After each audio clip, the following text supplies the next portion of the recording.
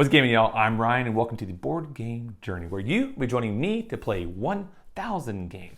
Now, I already added 9 games to the journal. Boo-boo!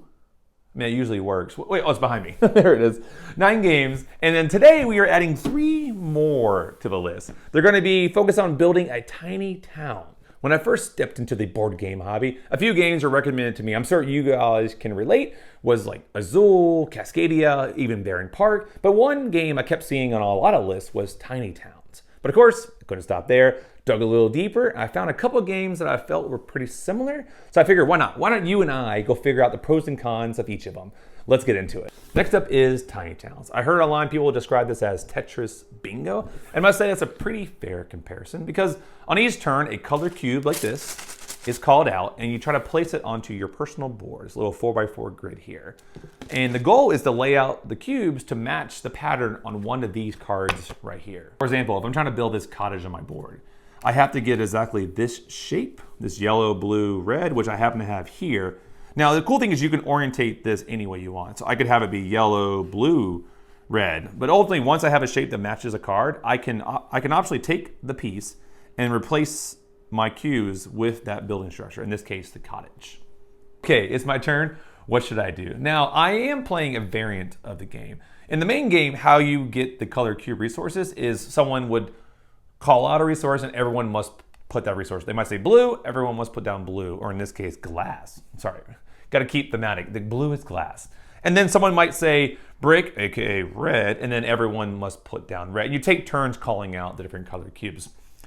My buddy Caleb showed me a variant back in the game that uses these playing cards with different colors on them, different resources. And how you play is you would flip one, everyone must put that one down. You would flip another card, you put that one down. And on the third one, you get a free choice. So I like that feeling of the game better. I feel like I like having the two, okay, how do I put these two down? And then the third one, you're like, okay, I know I can put what I want down on the third turn. So now, what I've already built, you tell my space is getting pretty limited here.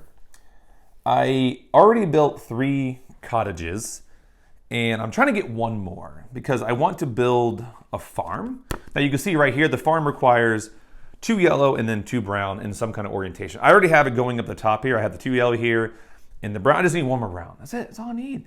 And the reason I want the farm is because it feeds 4 buildings, right? And to score my cottages, they need to be fed. They need to eat. People are hungry. So right now I have 3, so that would be 9 points, but I want the 3 more points. So if I can get one more building, I would be pretty happy. So let's see what the next card is. The next card is yellow. Okay, so I already don't need yellow for my farm, but I do need yellow for this building. So if I'm building it in this orientation, I will go yellow right here. So now if I have one more red brick, I can build the cottage, right? So the next card is wood. Okay, that is not red brick. But the good news is that wood lets me place it right here, and now I can complete my farm. So these 3 will go away, sorry, 4, and the farm can go there. So that will help me feed my cottages now. Okay, so now I just did 2 cards, so I can actually just do anything I want now. So the missing color I need for my cottage is red. So I'll just grab a little red from here. And now, boom. So now I finished my cottage. So the question is, where do I want to put it? I think I want to put it here because you can also get these well bonuses here. And the wells score 1 point adjacent to a cottage. So if I can put a well here and a well here, I can at least score extra points there. That's why I want to not put it here or here. I like leaving that space, so hopefully later on I can put a well. And conveniently, they are not too hard to build. They're just 1 brown and 1 brick or 1 gray resource. I'm gonna go with, what do they call them? Gray in this game? Stone. Stone. We need some stone and wood, and we can build ourselves a well.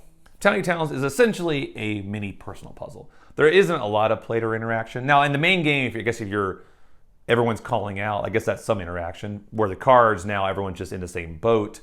But I just like the gameplay better. I don't know, somewhere at the people call anything else, I just didn't like the flow of it as much as I like the card method. Now the game is pretty straightforward in terms of how you build. I would say the one thing I had a challenge in teaching new people, it's just there's 7 different cards they recommend for the starter game. Like this is your first game, play with these cards.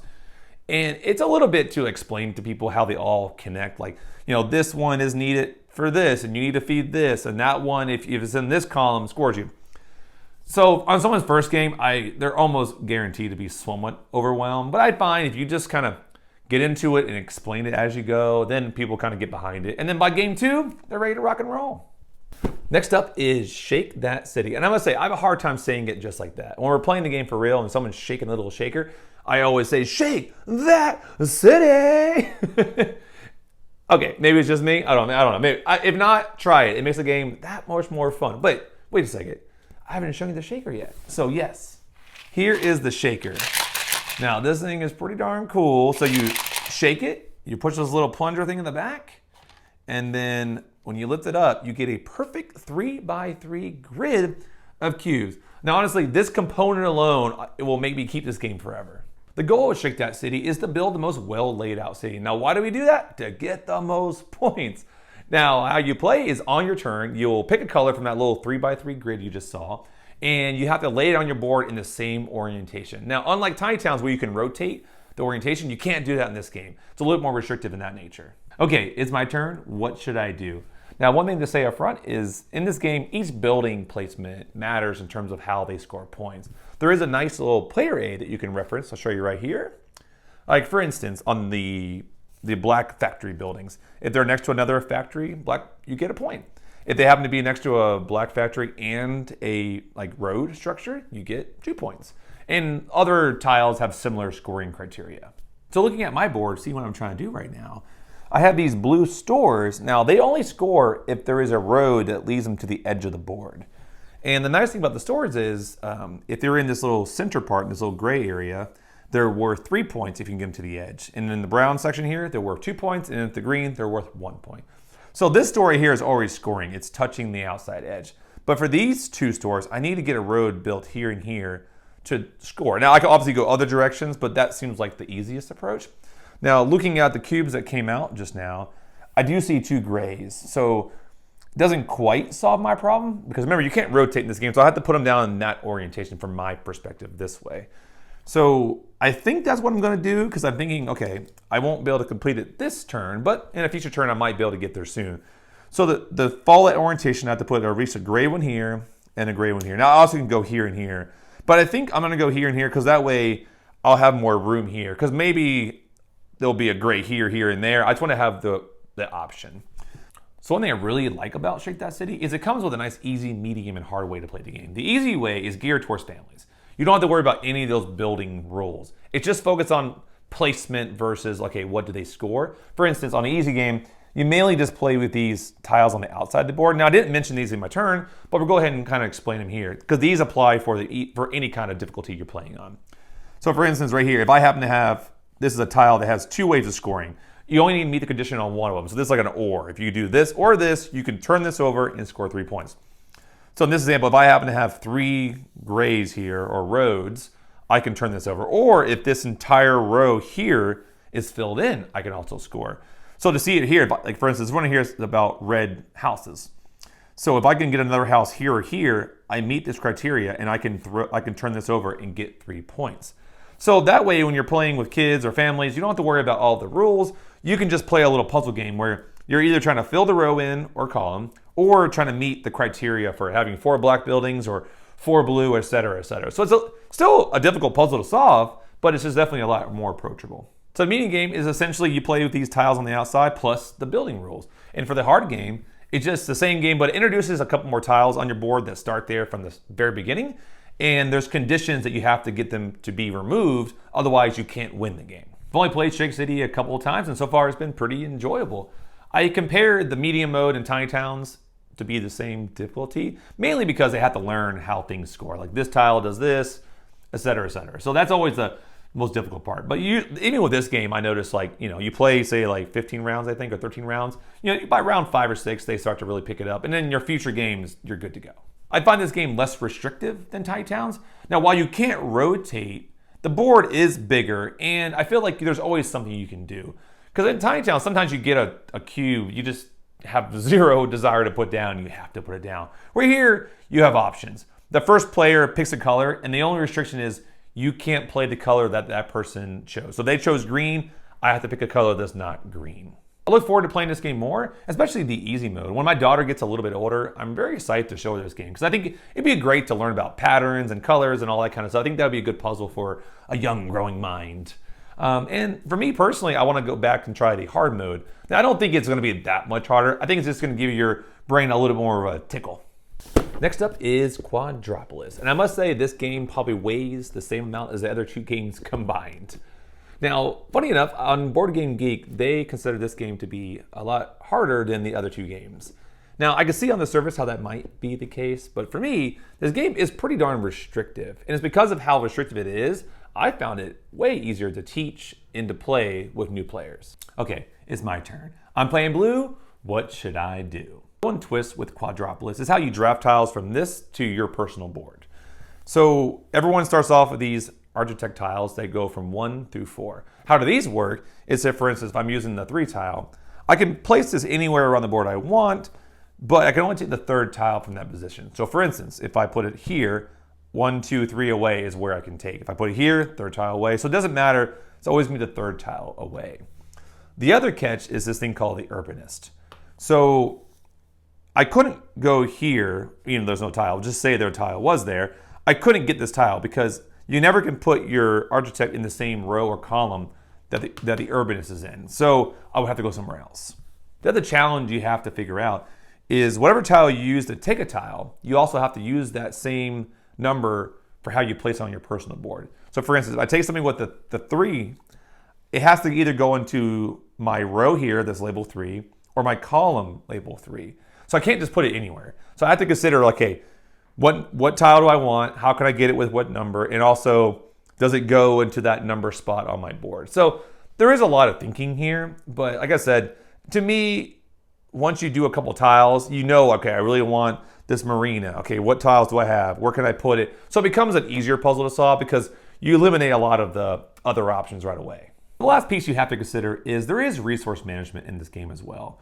So for instance, if I want to take this tile here, it's free, I can just take it. But it also gives me 2 of these red energy resources, right? So I get 2 red energy resources. Let's just say I put it here for fun. That's good and all. Now, I can't score that tile unless I activate it. To activate it, I also need to use one of these little blue meeple resources, because at the bottom corner here, it tells you what it costs to activate it. So if I put a blue resource here of one of the ones I have in my collection, now I can score that, right? And just like this building here, right now I can't score it, but I can allocate one of these red resources to it, and now I can score this building. So there is a lot of puzzle here. You got to figure out, okay, what number to use? Does it fit the number's position on your board? And also, you need to weigh the benefit of, okay, I need to get more of this resource or this resource. So there is a lot going on in the puzzle, but honestly, it's a space I really enjoy. So with all that in consideration, let's go ahead and finish my turn. Now, I promise I'll keep it simple. So if I use the 3 tile, I can put this right here, and I can go 1, 2, 3, and I can get this building tile here. Now that gives me 2 blue little meeples as little resources. And since I use a 3, I can put this in my 3 column and stack it on top of my pre-existing building. Now, it does come with player aid resources here, so you can see what things score. So I'll put this right here on the screen. So right now, if I have a 3-level building, currently it's just scoring me 6 points. So if I can get one more on that before the game ends, I can get 10 points. I really enjoyed my first playthrough of this game. I look forward to playing it more. I played the classic mode first. I look forward to trying out the expert mode to see what that offers. And one thing I would say, I was surprised how fast it played. Looking at the game and reading the game, I just thought this would take a long time. But honestly, it was pretty snappy. Turns took pretty quick, and then you would, I just felt like the game ended before I know it, and I had a good time. The last thing I want to point out is the insert for this game. It is pretty incredible. Look at this. Everything has a home. So in this game, you have to, every round you play with a different tile. So you have like a round 1 tile, round 2 tile, round 3 tile, so on and so forth. So they did a really good job of keeping all that organized. Everything has a home. This is fantastic. Days of Wonder, you killed it. So in summary, all 3 games have pros and cons. The one con I would say across all of them is the amount of components you need to set up and put back in between games. Welcome back to the blue screen of goodness. I must say, I'm a little bit nervous though, because this is the first time that I can't just be casual about it. These games are gonna be knocking something down. Because to me, all 3 of these games fall into the same casual games bucket, which, let me ask you a question. I think about renaming it to welcoming games instead. Games that are like maybe next level above the average games, but they're just still easy to grasp. Like anyone can learn these games if they're willing to play it, right? So I think that's what I'm gonna call it right now, welcoming games. Let me know if you guys think about that. Okay, back to the ranking. Okay, so I'm looking at my screen here because now I have to get a little bit more, just more decisions to make. I think Tower Up for now is going to stay number 1. And I'm going to put Quadropolis in at number 2. And I think Cities, for now, I need to play it again. Cities, I was debating that one. I think it's going to say 3. I think I like the feeling of the game overall. I think Shake That City will take 4. And then Tiny Towns, right now it's going to say 5. I don't know if it's going to stay on the list that long. I can see it dropping off as we add more games.